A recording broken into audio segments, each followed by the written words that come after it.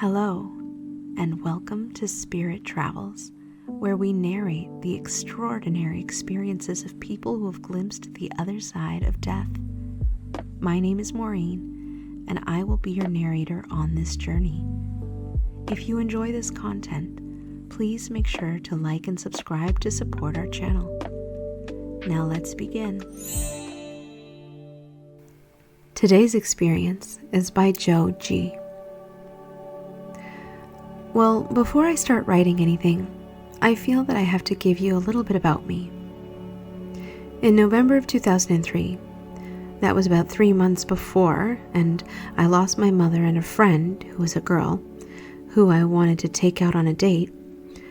My mom passed away because of injuries she had in a car accident, and my friend in a plane accident that we were both on. In the plane accident, I had broken my left ankle and was placed on leave from the army. It was only about 3 days later that I was told that my mom had passed. I wanted to share that, as both of them are in my experience. I was home a few months when I was told that I had stomach cancer. I was undergoing the treatment for it and dealing with everything that the treatment was doing to me. I was told that one of the medications could cause a heart attack, but the chance of it was 1,000,000 to 1. A few weeks after I started having small chest pains, and I went to lay down for a while. My brother, who at the time was an army medic, was at home and went to look at me after about an hour. When he did, I told him that I was feeling something heavy on my chest, and I had heartburn really bad. He took my blood pressure and told me to relax and take it easy. He then told me that I was having a heart attack. He had my stepmom call 911 and started treatment on me. He and our stepmom worked on me till the fire department arrived. When I was in the emergency room, I felt my body go numb and my chest was heavy. I started seeing the room go black, and I had a hard time hearing everyone around me. But I remember hearing my doctor say, "No, we can't lose him. Let's keep going. I don't want to lose him. He's just a kid. Give me another round of epi and charge it to 360 and keep bagging him." Then everything went black and deadly quiet. Then I saw what I thought was the waiting room and my doctor talking to my dad. Then my brother, who was in the emergency room with me, working on me, walking in a daze saying, "What did I do wrong? All the medical training I have and I could not save my brother. What the hell did I do wrong?" I tried to tell him that I was okay, but he could not hear me. Then I remembered what my sister said happened to her when she had had her NDE just a few weeks before. I thought, oh my God, I'm dead. This is what it's like.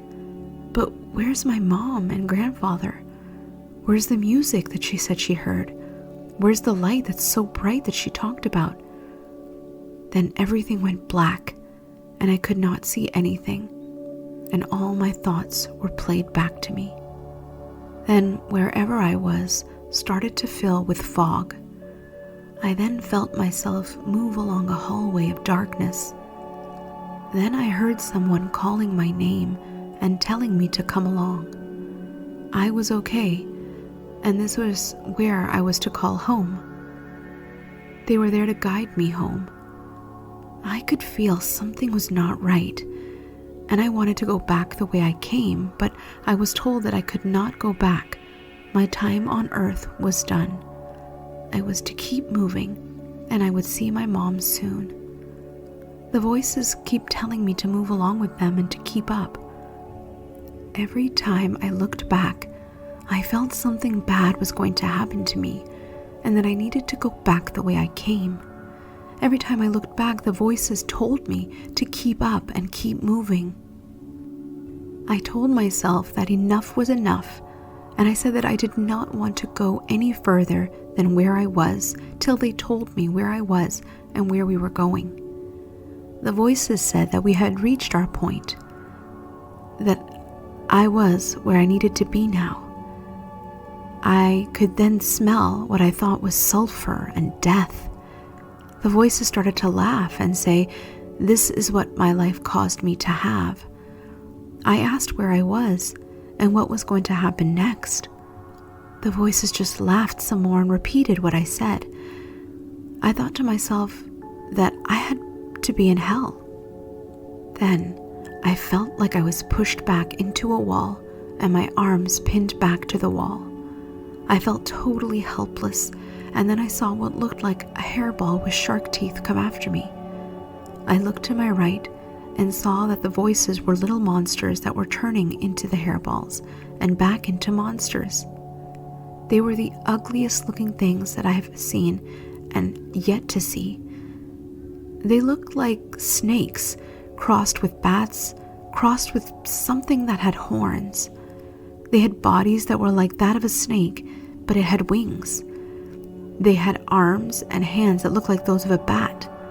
Their faces looked like snakes, and they had fangs like that of a bat and a snake.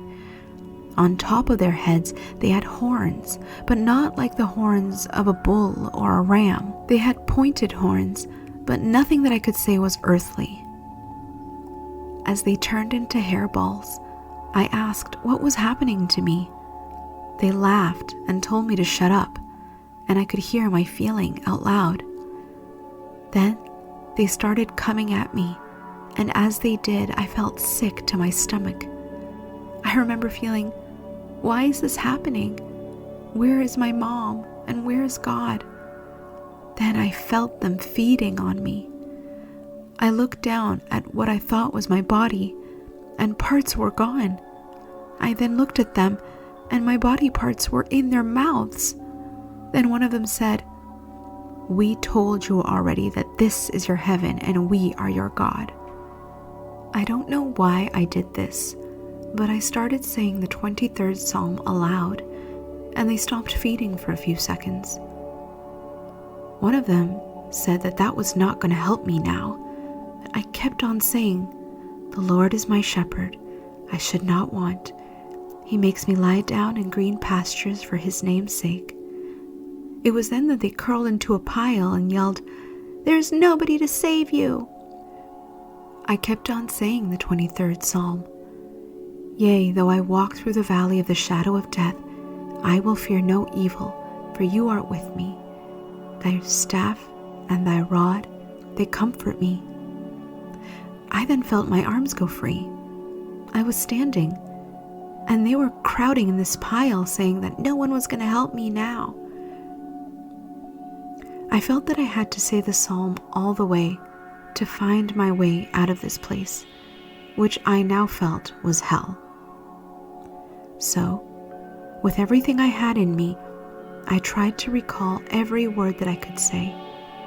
"He leadeth me beside the still waters, and he restores my soul. You set a table before me in the face of my enemies. You pour oil over my head and flow over my soul. Your love and kindness have always been with me."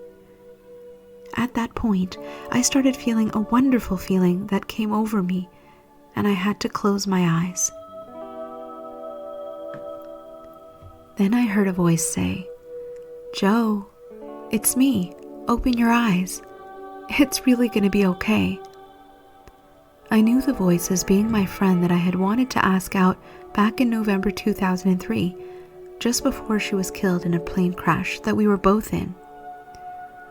Then she said, "Sandy, he's too scared to open his eyes right now. Maybe you can get him to open his eyes."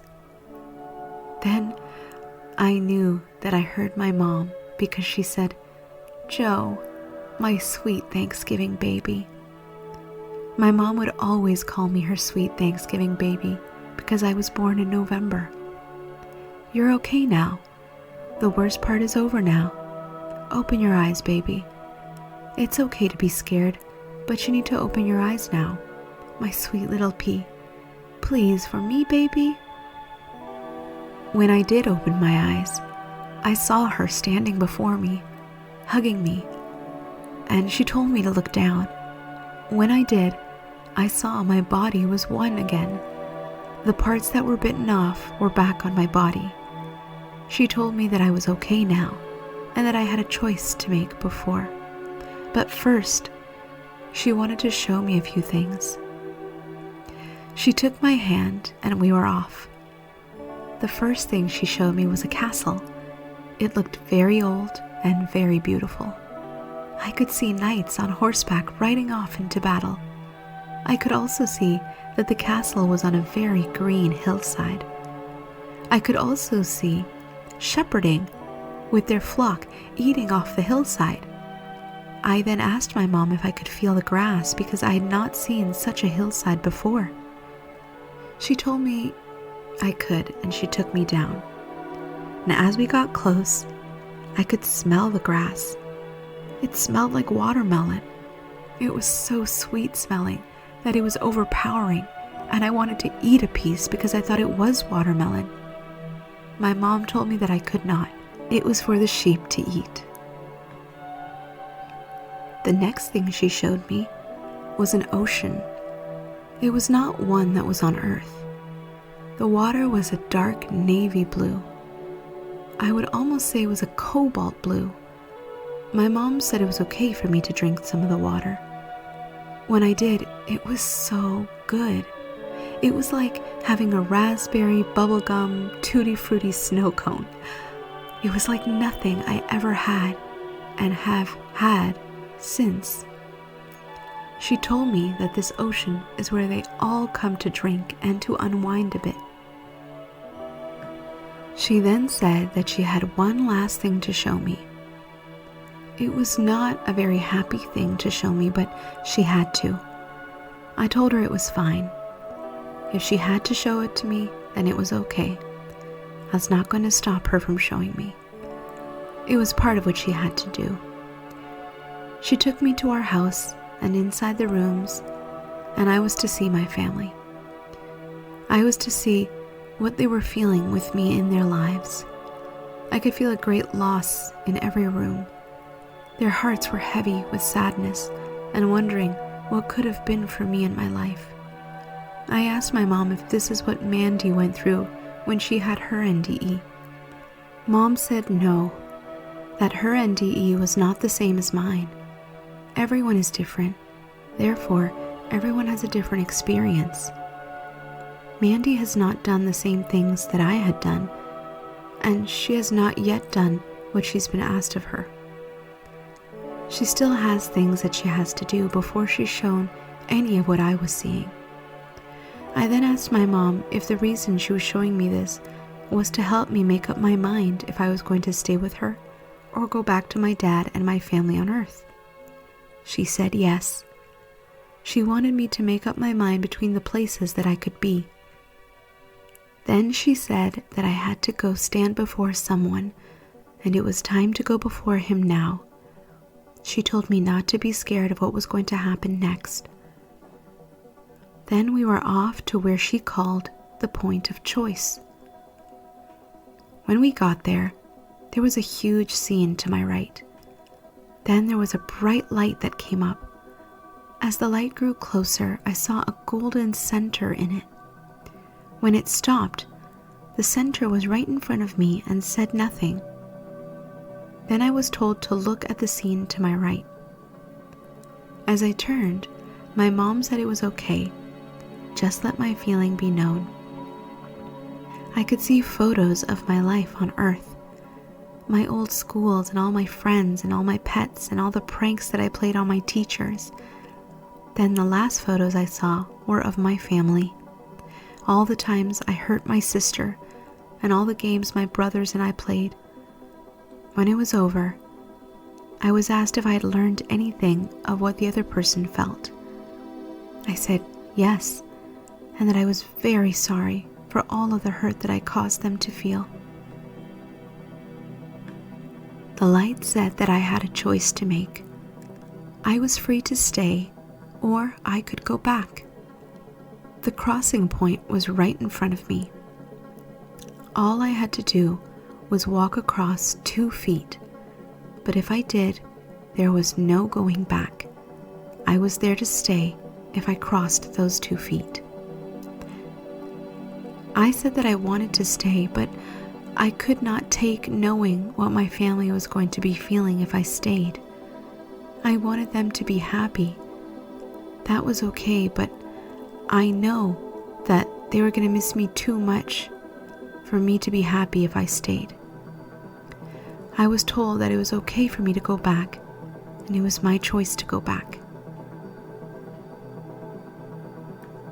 Then the golden light said to my mom to take me back. She said, okay, that she would. And then she said, okay, baby, just lay down and keep your eyes on me. It's okay to be scared, but just remember that you're going to be okay. Remember that I love you, your brothers, your sister, and your dad. I will be here for all of you, including your new stepmom. Then she said to close my eyes, and when I opened them again, I would be back with my dad in my body. She also said that I would feel pain, but it would be okay. I would be home in about a week, and I would make a full recovery of my stomach cancer in a few months. With my eyes closed, I felt myself float back into my body.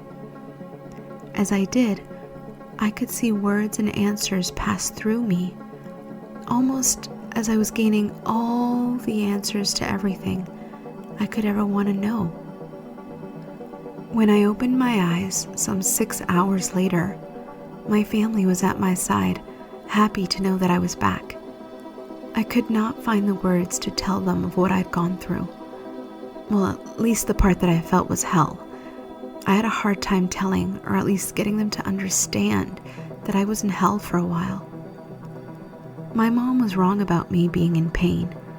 I was not feeling any pain, and I was able to go home about a week later.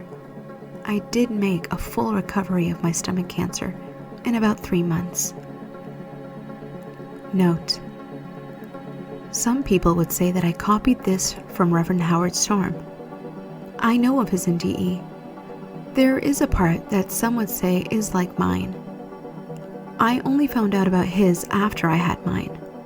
I wanted to know if there was anyone else there who had an experience like mine. Thank you for listening. If you have had an NDE that you would like to share, please email us at travelsinthespirit@gmail.com. Until next time, God bless.